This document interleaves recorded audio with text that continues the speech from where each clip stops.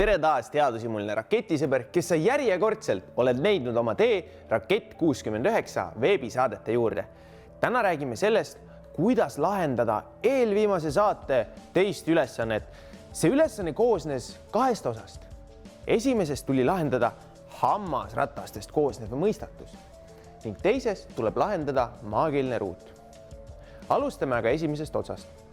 Hammasrataste ülesande eesmärk on valida õige hammasratas nii, et selle keeramisel ühe tiiru teeks viimane hammasratas siin täpselt 10 tiiru. Kuidas seda teha? Vaatame kõigepealt, missugused ülekanded on erinevatel hammasratastel. Nagu näeme, siis hammasratastel on 5 kodarat, mis tähendab, et me ei pea lugema üle kõiki hambaid, vaid me saame lugeda üle ühe kodara vahe. Siin on meil 1, 2, 3, 4, 5, 6, 7, 8, 9, 10 hammast. Suuruselt järgmisel on 1, 2, 3, 4, 5, 6, 7, 8 hammast. Sellel 6, sellel 4 ning kui ka siin oleks kodarad, oleks siin 2 hammast. Ehk siis meie hammasrattad suhtuvad üksteisesse justkui 2, 4, 6, 8 ja 10 ehk veel lihtsustatult 1, 2, 3, 4 ja 5. See tähendab seda, et kui kõige suurem ja kõige väiksem hammasratas on omavahel kokku ühendatud, siis kui suur hammasratas teeb 1 tiiru, teeb väike 5 tiiru. Seda on üpriski lihtne mõelda nii, et kõik selle hammasratta hambad peavad siit ühenduskohast läbi minema. Ja kui neid hambaid on 5 korda rohkem kui siin, siis järelikult peabki see ketas tegema 5 korda rohkem pöördeid. Vaatame nüüd meie mõistatuse skeemi. Kui siin hammasratas suurusega 1 peab tegema 10 tiiru, siis mitu tiiru teeb see kõige suurem hammasratas siin, mis on ühenduses kollase hammasrattaga? Kuna tema teeb pöördeid 5 korda vähem, siis kollase hammasratta 10 pöörde jooksul teeb sinine 2 pööret. Siin on meil aga oranž ja sinine ühendatud kokku sama telje ümber, mis tähendab seda, et kui pöörleb sinine hammasratas, pöörleb ka oranž hammasratas. Seega, kui sinine hammasratas teeb 2 tiiru, siis peab ka oranž hammasratas tegema 2 tiiru. Oranž hammasratas vastab meil suurusele 3 ning punane suurusele 4. Kui oranž teeb 2 tiiru, siis kui mitu tiiru teeb punane hammasratas? Punane hammasratas peab tegema 1,5 tiiru. Ning siin on meil jälle kettad sama telje küljes. Ehk siis see roheline ketas ja punane ketas teevad sama palju tiire. See roheline peab tegema 1,5 tiiru. Rohelise hammasratta suurus vastab meil numbrile 2 ning see on ühendatud oranžiga, mis vastab omakorda suurusele 3. Ning kui see roheline ketas teeb 1,5 tiiru, siis järelikult peab see oranž tegema 2/3 sellest. Ehk see oranž hammasratas teeb 1 tiiru.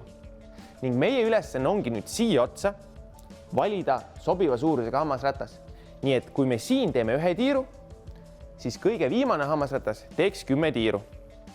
Nägime, et kõige viimane süsteemis olev hammasratas teebki täpselt 1 tiiru, mis vastab 10 tiirule viimase hammasrattaga. Seega peame valima laual olevatest hammasratastest sellise, mida keerutades 1 tiiru teeks ka see oranž hammasratas siin täpselt 1 tiiru.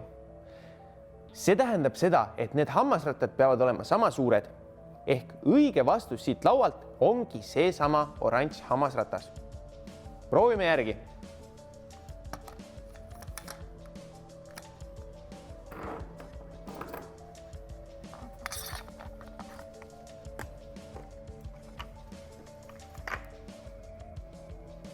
Ning väntame 1 tiiru.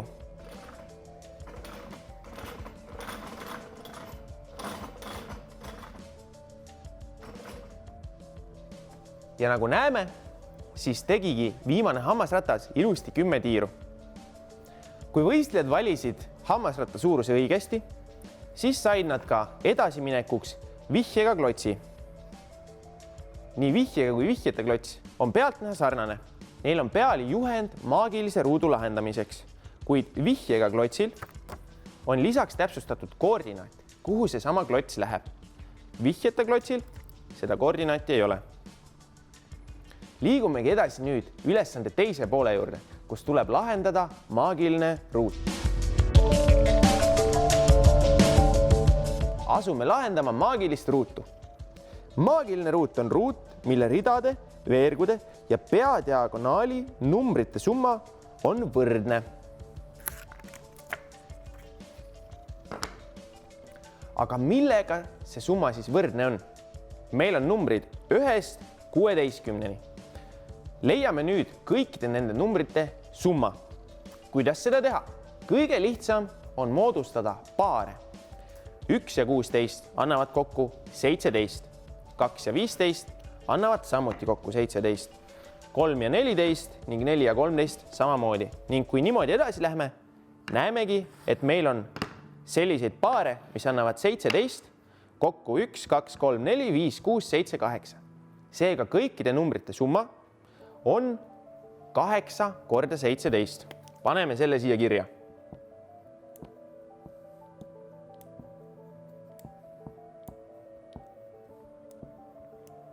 Teame, et kõikide numbrite summa on 136 ning kuna summa peab olema sama ka igas reas, ridu on meil kusjuures 4, siis peab iga üksiku rea summa olema 136 jagatud 4-ga, milleks on 34.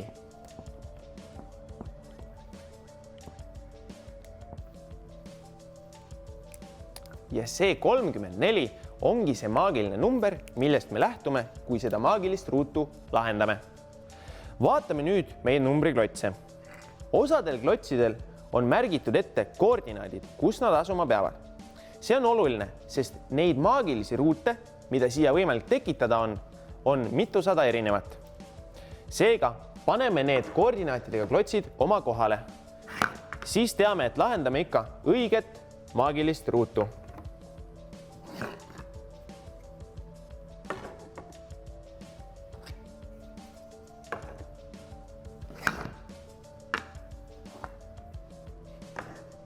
Nii, esimesed 5 tükki on paigas ning nüüd saame hakata paigutama tabelisse järgmisi sobivaid. Teame, et iga rea ja veeru summa peab olema 34. Seega saame vaadata, mis sobib siia ritta lisaks. Meil on olemas 14, 11 ja 1. Nende summa on kokku 26. Seega selleks, et me saaksime kokku 34, peame siia lisama veel 8. Ning nüüd tulebki edasi lahendada seda justkui keerulist sudokut. Kõige lihtsam on jätkata lahendamist nendes ridades ja veergudes, kus on puudu kõige vähem klotse. See kehtib ka diagonaalide kohta. Kui aga eelmine ülesanne oleks õigesti lahendatud, oleks saanud vihjeklotsi. Kasutame meiegi nüüd seda vihjeklotsi, mille põhjal teame, et 16 asub kohal 2 ja 2.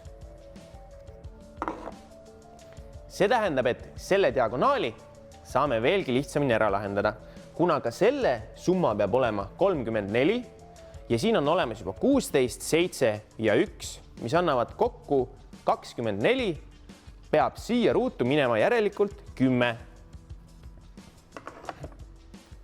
Ning nüüd on meil palju rohkem ridu ja veerge, kus ongi vaja ainult 2 klotsi juurde panna. Vaatame näiteks seda rida siin, kuna siin on suhteliselt suured numbrid. 16 ja 11 annab kokku 27, mis tähendab, et nende 2 ruudu summa peab olema veel 7, sest vaid nii saab rea summa olla 34. Kuidas saame siit laua pealt kokku kombineerida 7? Klotsid 3 ja 4 annavad kokku 7. Samuti annavad 7 kokku 2 ja 5. Ning ülejäänud klotsidest rohkem variante 7 kokkusaamiseks ei olegi. Vaatame järgmist rida. Siin on olemas 10 ja 8, mis annavad kokku 18. 34 jääb puudu veel 16. Kuidas saame siit laua pealt kokku aga 16? 13 ja 3. Ja meil ongi ainult üks võimalus. me saame kokku 16, kasutades neid 2 klotsi. Siin eelmisel real oli meil variant kasutada kas 3 ja 4 või 2 ja 5. Kuna 3 peab aga kindlasti olema selles reas, tähendab see, et siia ritta jääb ainukesena variant kasutada 2 ja 5. Kuidas need 3 ja 13 siia nüüd paigutuma peaksid? Kui paneme nad niipidi, siis vaatame seda veergu siin. Selle summa on praegu 3 + 7 on 10, + 12 on 22, mis tähendab, et siia peab juurde minema veel 12. 12 meil laua peal aga ei ole. Seega nad niipidi siia ei sobi. Kui me nad ära vahetame, jääb siit puudu veel 13 ja 7 on 20, + 12 on 32. Seega peab siia minema 2. Ning saamegi paigutada siia 2. Ning sellest reast jääb puudu hetkel veel ainult 5. Panemegi selle 5 siia ning rida on valmis. Ning nüüd ongi vaja lihtsalt välja mõelda, kuhu lähevad ülejäänud 4 klotsi.